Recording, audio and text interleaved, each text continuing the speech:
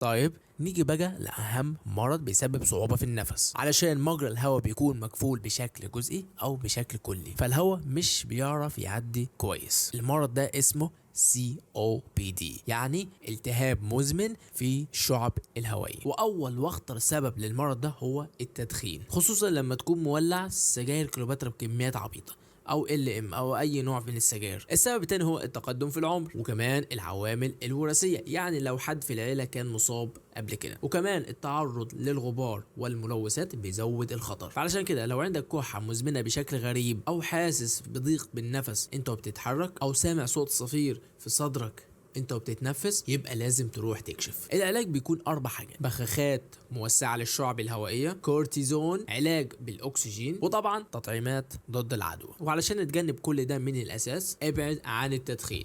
ابعد عن التدخين تاني، ابعد عن التدخين، وحاول تتجنب الهواء الملوث، وما تنساش تعمل فحوصات دورية. وبس كده.